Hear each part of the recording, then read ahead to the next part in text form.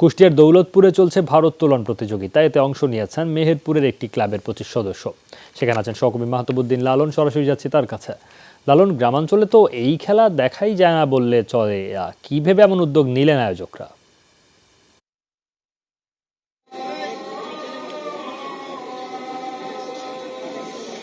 সৌমিত্র, আপনি আসলে ঠিকই বলেছেন। গ্রাম অঞ্চলে কিন্তু এই ধরনের খেলা, বিশেষ করে ভারোত্তোলন খেলাটি খুব একটা দেখা যায় না।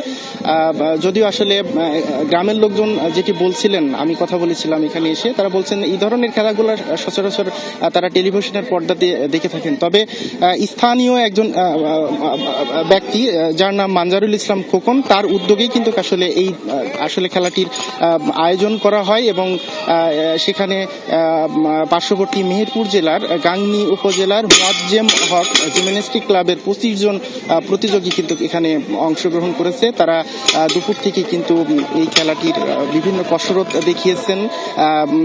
এখানে কিন্তু বেশ সংখ্যক দর্শকের উপস্থিতি আমরা লক্ষ্য করেছি সৌমিত্র। দর্শক বা গ্রামবাসীরা আসলে এই খেলাটি খুব উপভোগ করেছেন এবং এখানে আবাল বৃদ্ধ বনিতা সকলেই কিন্তু সব বয়সের মানুষের কিন্তু আমরা ভিড় লক্ষ্য করেছি।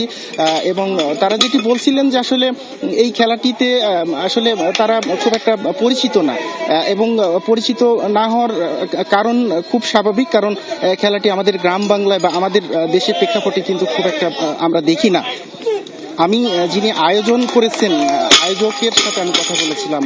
আয়োজক মানজারুল ইসলাম খোকন যেটি বলছিলেন যে আসলে এই ব্যতিক্রমী খেলাটির সাথে গ্রামবাসীকে আসলে পরিচয় করিয়ে দিতেই কিন্তু এই উদ্যোগ।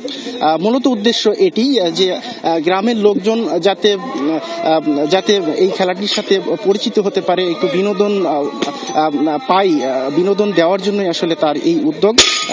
এখানে বেশ সংখ্যক দর্শনার্থীর উপস্থিতির কথা আমি আপনাকে আগেই বলেছি।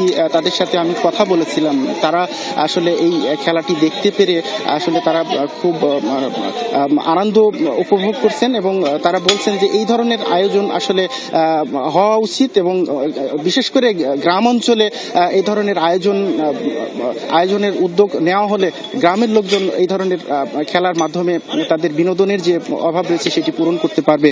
পাশাপাশি কিন্তু আসলে এই খেলাটির প্রচার এবং প্রসার হবে। সৌমিত্র। লালন, আপনাকে ধন্যবাদ।